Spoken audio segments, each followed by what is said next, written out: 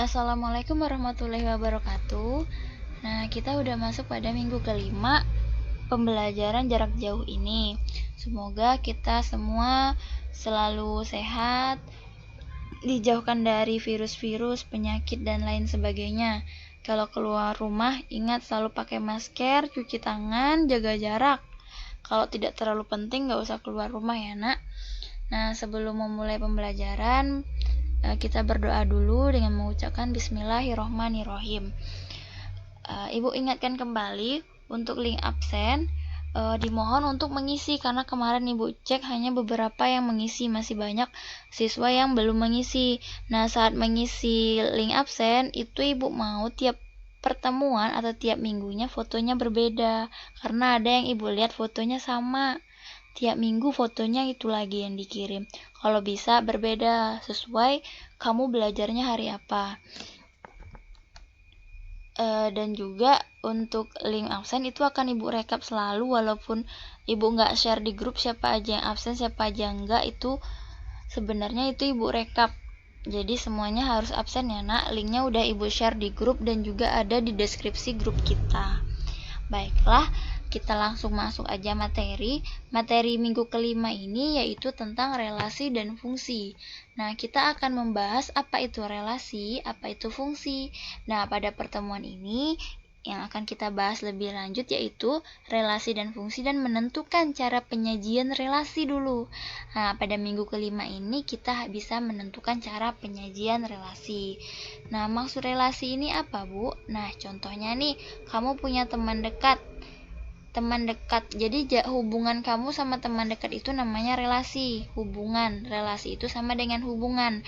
Atau kalau dalam matematikanya, relasi itu yaitu relasi dari himpunan A ke himpunan B adalah suatu aturan yang memasangkan anggota himpunan A, ini anggota himpunan A, dengan anggota-anggota himpunan B. Jadi, relasi itu hubungannya. Contohnya seperti ini. Contohnya himpunan yang pertama itu nama-nama orang, Fahri, Rijal, Sani, Mizan, Amar. Ini kita sebut himpunan 1 atau himpunan A. Lalu himpunan B-nya itu jenis olahraganya, basket, voli, takraw, badminton, bola kaki. Contohnya seperti ini. Yang ditanya relasi dari kedua diagram berikut apa? Nah, relasinya itu yaitu hobi olahraga. Kenapa hobi olahraga, Bu? Coba lihat. Kita sambungkan kata-katanya ya. Fahri panahnya ke voli. Bisa kita sebut Fahri hobi olahraga voli. Mizan hobi olahraga bola kaki. Amar hobi olahraganya basket. Jadi, relasi dari kedua himpunan ini yaitu hobi olahraga. Menyatakan hobi olahraga ini ya, nak. Nah, bisa dipahami, nak. Itu namanya relasi. Hubungan dua himpunan ini yaitu menyatakan hobi olahraga. Nah, untuk lebih jelas, coba perhatikan contoh berikut. Nah, cara penyajian relasi itu ada 3. Yang pertama, diagram panah seperti yang soal tadi. Ini namanya diagram panah ya. Diagram yang ada panahnya. Yang pertama diagram panah. Yang kedua itu diagram kartesius. Diagram kartesius itu yang sumbu X dan sumbu Y, seperti pertemuan lalu. Dan yang ketiga itu himpunan pasangan berurutan.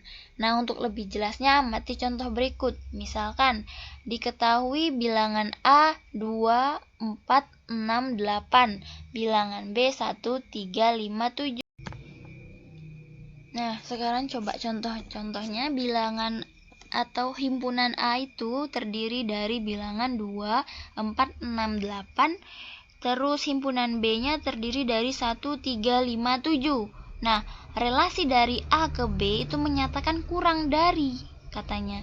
Himpunan A ke himpunan B itu relasinya kurang dari. Nah, yang ditanyakan buat nyatakan relasi tersebut dalam diagram panah. Diagram panah yang seperti apa? Yang seperti tadi kan. Jadi kalau membuat diagram panah, kita buat dulu lingkaran seperti tadi. Nih, diagram panah. Diagram panah yang pertama A, ini A ya, berarti diagram yang A itu isinya 2, 4, 6, 8. B-nya 1, 3, 5, 7. Katanya kurang dari. Nah, jadi kita buat nih. Kalau kita buat panahnya 2-nya ke 1, itu benar nggak kurang dari, Nak? Enggak kan, itu lebih dari. Jadi, panahnya 2 ini tidak ke 1, melainkan ke 3. Karena 2 ini kurang dari 3, benar? 2 ini juga kurang dari 5, makanya panahnya ke 5. Dan 2 ini juga kurang dari 7. Bisa dipahami, Nak? Nah, sekarang kalau yang keempat, 4 ke 1, kalau 4 panahnya ke 1 bisa kurang dari dia? Tidak, karena 4 itu lebih dari 1. Jadi, panahnya si 4 ini ke 3. Panah 4 ke 3 itu lebih, Nak. Kurang dari 3 tidak juga ya. Jadi 4 ini panahnya ke 5 dan ke 7. Begitu juga dengan 6. 6 ini panahnya ke siapa aja? Berarti karena adanya cuma 7, angka 8-nya tidak ada, berarti panah 6 ini kurang dari 7. Kalau ada 8 di sini berarti panahnya juga 6 ke 8 karena 6 kurang dari 8. Bisa dipahami, Nak, cara memetakannya atau mau menyatakan relasinya dengan panah? Jadi cara membacanya 2 kurang dari 3, 2 kurang dari 5, 2 kurang dari 7. 4 kurang dari 5, 4 kurang dari 7. Dan 6 kurang dari 7. Begitu ya, Nak. Jadi diagram panah itu seperti itu caranya. Nah, kalau pertanyaannya lagi menyatakannya dengan diagram Kartesius. Dan ingat diagram Kartesius X sama Y. Kita anggap sumbu X-nya itu A. Dan sumbu Y-nya itu himpunan B. Jadi kita tulis himpunan A-nya tadi ada berapa? 2, 4, 6, dan 8. Bilangan yang B-nya itu ada berapa? 1, 3, sama 7. Jadi kita hubungkan.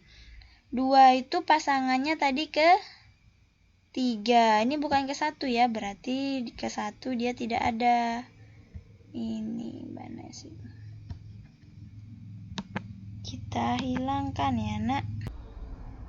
Nah, jadi seperti ini. 2 ini pasangannya tadi sama 3.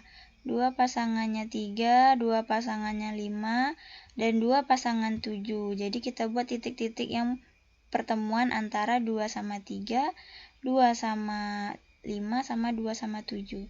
Nah, kalau yang 4 tadi panahnya kemana aja? Ke 5 ya. Berarti 4-nya ke 5 sama 4-nya ke 7. Nah, kalau 6, 4-nya cuma ke 7 karena kurang dari ya kan. 2 kurang dari 3, 2 kurang dari 5, 2 kurang dari 7, 4 kurang dari 5, dan 4 kurang dari 7. Nah, jadi seperti itu ya diagram Kartesiusnya, cara membuatnya. Untuk pasangan berurutan, kita tinggal menghubungkannya. Kan kita lihat nih kurang dari, tinggal kita buat pasangan. 2 kurang dari 3, 2 kurang dari 5, seperti ini ya buat pasangannya. Pasangannya 2 sama B, A sama B maksud Ibu. Nah, baiklah, jika masih ragu silakan bertanya sama Ibu lagi ya, Nak. Boleh lewat WA, nanti akan Ibu share lagi video untuk membahas soal-soal tugas yang ragu. Oke, wassalamualaikum warahmatullahi wabarakatuh.